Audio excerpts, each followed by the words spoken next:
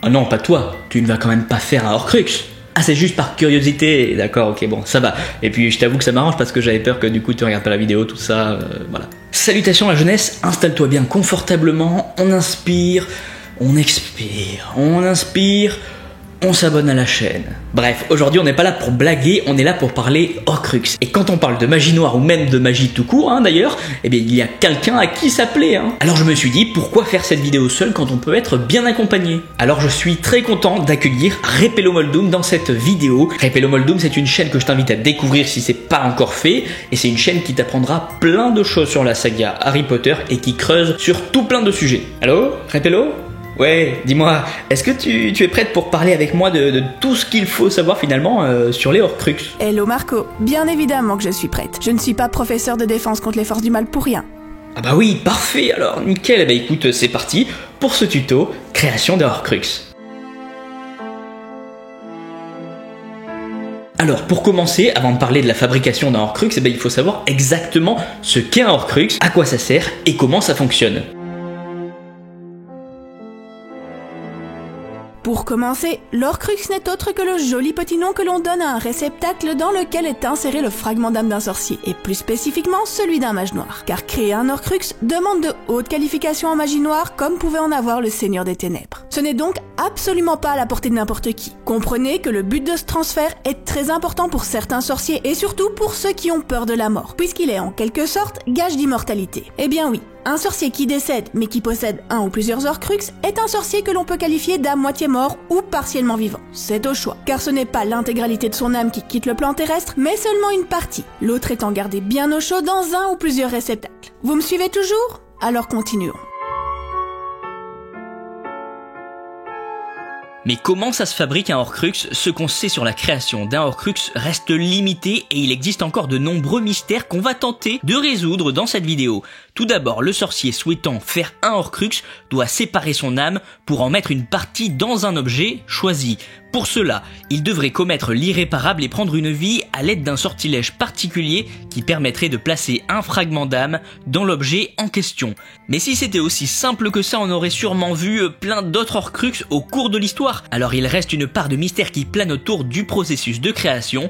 D'après J.K. Rowling, ce processus est horrible. Elle a d'ailleurs confié dans une interview avec Pottercast que lorsqu'elle avait raconté tout le processus de création d'un Horcrux à son éditeur, celui-ci aurait été malade. Rien que ça en dit long sur cet acte qui a l'air complètement dégueulasse, soyons clairs. Alors si on n'en sait pas plus et si J.K. Rowling a confirmé que ce processus ne serait jamais publié, il existe tout de même des hypothèses comme la suivante par exemple. Celle du cannibalisme. Alors je sais, ça peut surprendre ou même en dérouter certains. Et oui, c'est dégoûtant. Mais si vous vous intéressez un tant soit peu à la littérature, aux différents folklores et aux différentes mythologies, vous savez pertinemment que le cannibalisme revient très souvent à l'appel.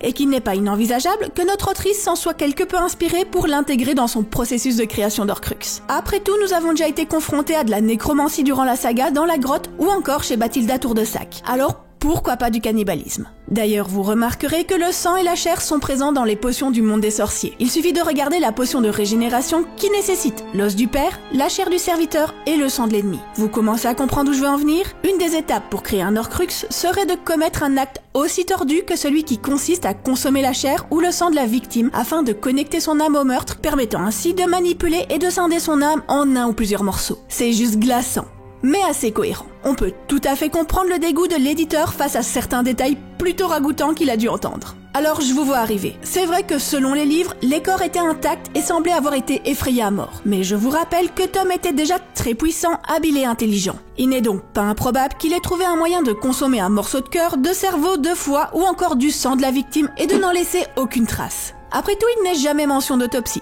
juste l'observation d'éventuelles traces de sévices sur les corps. Et rappelez-vous bien que des années plus tard, le Seigneur des Ténèbres a réussi à faire entrer Nagini dans le corps de Bathilda Tour-de-Sac, a priori sans aucune trace apparente, donc rien n'est impossible. Alors faire des Horcruxes, ça n'est pas juste enfermer son âme dans des objets et ciao les nazes, je me tire en vacances. Non, non. Ce rituel de magie noire a des conséquences sur la personne qui le fait. Elle perd petit à petit toute humanité et ça de différentes façons. Tout d'abord, elle divise son âme, donc logiquement cette personne ne sera plus jamais la même mentalement, mais aussi physiquement. Et ce que je vais vous dire là, je l'ai entendu dans une super vidéo du copain l'elfe de maison qui lui-même a retranscrit une vidéo d'Harry Potter Folklore, une chaîne anglophone, bref, on fait la chenille. Au fur et à mesure que Voldemort fait des Horcruxes, son apparence change aussi. Et si on fait bien attention, chaque changement pousse un peu plus le physique de Tom Jedusor vers celui d'un serpent. Cela s'explique comme une punition pour les actes commis et l'apparence de serpent viendrait du serpent qui a tenté Adam et Ève, tout comme Voldemort s'est laissé tenter par la magie noire et particulièrement par sa volonté de devenir immortel. Cette vision de l'évolution physique de Voldemort reste une théorie mais qui est quand même plutôt intéressante et nous apporterait des réponses auxquelles nous n'avons pas d'autres éléments. Pour ceux qui auraient séché mes cours, je vous fais vite un petit récap. Sachez qu'Herpo l'infâme porte bien son nom. C'est un sorcier grec qui a vécu durant l'Antiquité et qui était adepte de magie noire. Et si son nom vous est familier, c'est tout à fait normal, car figurez-vous qu'Herpo a une carte de choco-grenouille à son effigie. Ah si, je vous assure. Herpo est devenu célèbre dans le monde des sorciers après avoir découvert de multiples actes de magie noire. Et c'est notamment à lui que nous devons la création du basilic et la création des Horcruxes. Il est donc non seulement le créateur, mais aussi le premier mage noir dans l'histoire du monde des sorciers à avoir créé un Horcrux. Impressionnant, non?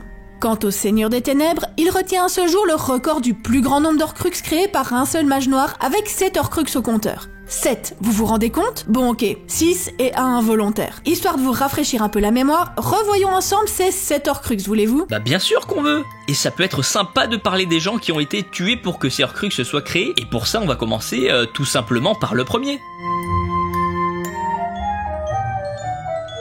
Le premier est bien évidemment le journal intime de Tom Jedusor. Après tout, quoi de plus logique que de choisir comme Horcrux un objet qui contient nombreux de nos secrets. Et qui dit premier Horcrux, dit premier meurtre. Et vous le savez, c'est cette pauvre Myrtle Elizabeth Warren, alias Mimi Géniard, qui a ouvert le bal des meurtres perpétrés par Tom Jedusor et qui succomba sous le regard perçant du basilic.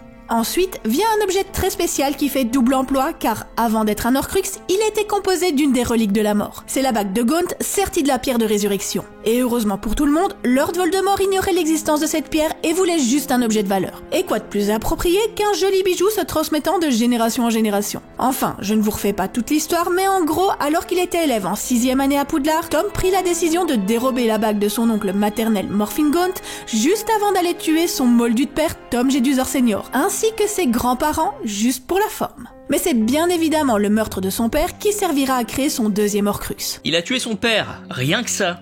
Après ça, Tom Jedusor, qui aimait vraiment collectionner les objets de valeur, a pris la décision de partir à la recherche des reliques des fondateurs de Poudlard afin de les posséder et de les transformer en Horcrux. Bah oui, parfois les gens ont des lubies un peu bizarres, que voulez-vous? Et c'est chez la collectionneuse Hepzibah Smith qu'il fit d'une pierre deux coups, car il y trouva à la fois la coupe d'Helga Poufsouffle et le médaillon de Salazar Serpentard. Évidemment, ce n'est pas le genre de relique que l'on montre au premier venu. Alors vous comprendrez que le jeune Tom, alors employé chez Barjow et Burke, n'eut d'autre choix que d'utiliser ses charmes auprès de la vieille Hepzibah afin de trouver ce qu'il cherchait. Et vous savez quoi? Eh bien ça a marché. Hepzibah a totalement craqué pour Tom et a fini par céder en lui montrant un aperçu de sa très belle collection d'objets inestimables. Ce qui fut la pire erreur de sa vie, puisque 2 jours plus tard, Hepzibah fut retrouvée morte à son domicile. Sa mort servant à transformer la coupe de Poufsouffle en Horcrux. Quant au médaillon de Serpentard, Tom n'a apparemment pas eu le loisir de choisir sa victime pour créer son Horcrux et tua le premier venu, c'est-à-dire un moldu vagabond. Le 5e Horcrux est également une relique des fondateurs de Poudlard, puisqu'il s'agit du très beau diadème de Rowena Serdaigle. Et vous le savez, c'est en manipulant Helena Serdaigle, ou la Dame Grise si vous préférez, que Tom a pu localiser le diadème qui se cachait dans le creux d'un arbre d'une forêt albanaise. Et pour le transformer en Horcrux,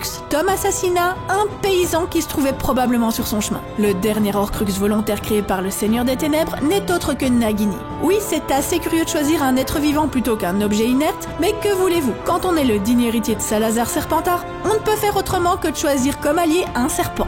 Et c'est ainsi, avec le meurtre de Bertha Jorkins, une employée du ministère qui était en vacances au mauvais endroit au mauvais moment, que le Seigneur des Ténèbres clôtura sa belle collection d'Horcruxes. Enfin, c'est ce qu'il imaginait, car il en reste un. Et c'est aussi un être vivant. C'est bien évidemment l'élu qui était à l'époque encore un nourrisson et qui devint malencontreusement un Horcrux après que sa mère se soit sacrifiée pour le sauver d'une mort certaine. Vous connaissez l'expression retour à l'envoyeur, n'est-ce pas? Eh bien, c'est ce qui est arrivé au Seigneur des Ténèbres. Il s'est pris son Avada Kedavra en pleine poire, ce qui déchira en morceaux son âme qui trouva refuge dans le corps d'Harry. Et la suite, vous la connaissez. Les Horcruxes sont protégés par de puissants enchantements et c'est pour cette raison qu'ils ne peuvent être détruits que par des choses très puissantes, comme le feu démon. C'est un feu issu de la magie noire qui prend l'apparence de bêtes féroces. C'est d'ailleurs ce qui a été lancé par Gregory Goyle dans la salle sur demande. Parmi les substances, si on peut dire ça comme ça, qui peuvent détruire les Horcruxes, il y a forcément le venin de basilic et donc logiquement aussi les crochets de basilic.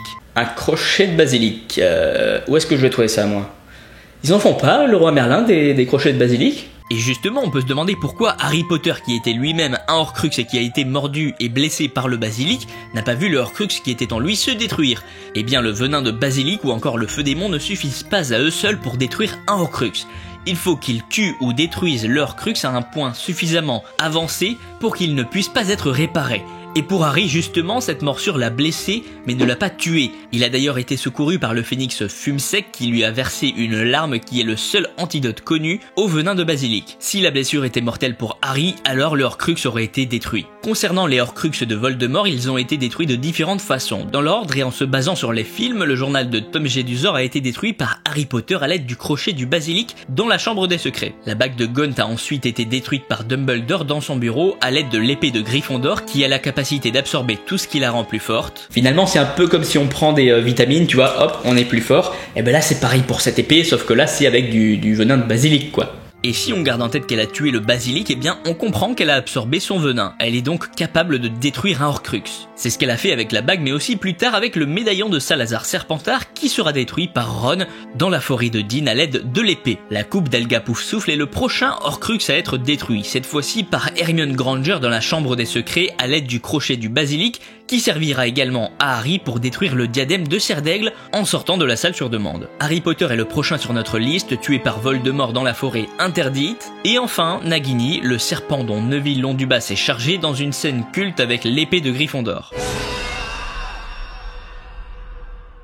Ça y est, tu sais tout ou presque sur les Horcruxes, la magie noire garde toujours une petite part de mystère. En tout cas, fonce t'abonner à la chaîne de Repello Moldum, tu vas bien kiffer, je te le garantis, et abonne-toi évidemment aussi à la mienne. Petit pouce bleu, tout ça si t'as bien kiffé, et puis en attendant, eh bien moi je te dis à très vite.